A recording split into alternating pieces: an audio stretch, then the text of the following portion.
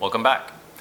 In this video, I'm going to be talking about a series of related incidences that occurred in Shanghai during the same trip that I had mentioned, the Jin Mao incident.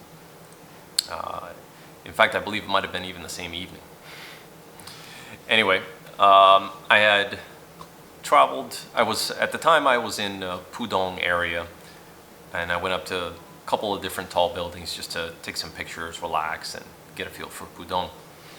So evening had fallen, and the hostel that I was staying in was, I believe, near the People's Square Park is what it was called.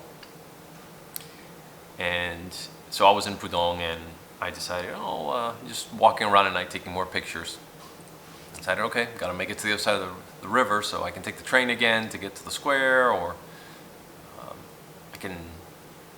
Alright, and I think I was walking and I happened to notice that there's this tunnel that would go under the river and take you to the other side, to the Bund area, as they call it, because it's the Waitan, as they call it in China, because it's where they had a lot of concession streets, so there's very much this whole row of European-style banks and buildings from the colonial period. So it's really very different to what you see. So I saw they had this tunnel, and it was on and it had a track, and there was this car that you can get on and just take you across very slowly, and they'd make it kind of Disney-esque with lights, different colored lights and effects, and it wasn't too expensive. And I go, okay, yeah, it's a cool way to get to the other side. Paid, got to the other side, took a few more pictures at night, and then decided, okay, I'm gonna head back to the hostel. And I recall that Nanjinglou, I believe, was the shopping street that would take me all the way back, and it was a couple of miles. Take me all the way back to that park, which was then near the hostel. So it would be a quick left, and boom, back in my accommodation. So I took my pictures, had my camera on a camera strap around my neck, had my camera bag either on my back or on my side, I forget. I think I had a backpack at that point, because I accumulated quite a bit of gear. And it was a little bit cool, but not cold, so I had a jacket on. So, start walking, and like most shopping streets in Asia, there's a lot of neon lights, they're very brightly lit, it's a happening place, people are walking and shopping and eating, and there's noise and music and all sorts of things going on. It's crazy, crazy good. So, walking down the street, and this woman starts approaching me, and she goes, "Hello, how are you?" I said, "Oh, fine," and I'm still walking, and she's like, "Oh, are you looking for massage?" "Nope." "Are you looking for a Chinese girl?" "Nope." "Are you looking for sex?" "Nope." And the whole time I'm walking, and as she's kind of just following me along, asking these questions, and I just kept going, kind of looking around too, because I'm always I guess on alert, or always try to keep aware of my surroundings, especially in a foreign country at night.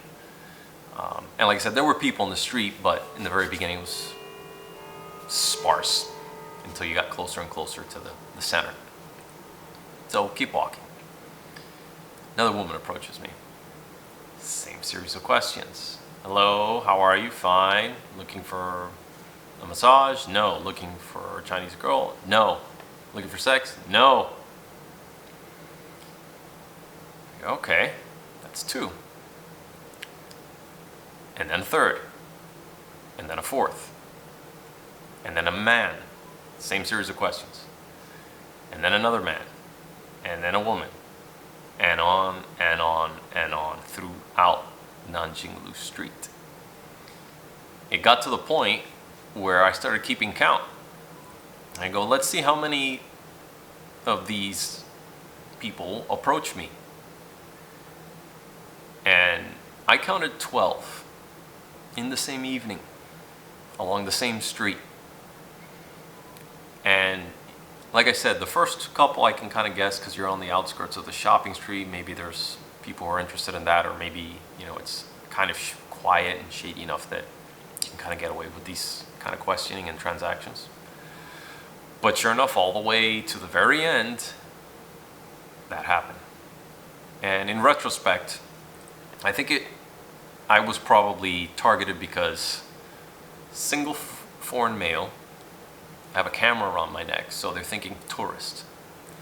I had some Chinese speaking ability at the time, but they didn't know that. They just see a white face and like, oh, white face, camera, tourist. Maybe he's looking for a good time. But it was just such a weird thing to see in a modern city like Shanghai, in a shopping area, amongst other people, and it wasn't just me, I remember them going up to other people as well.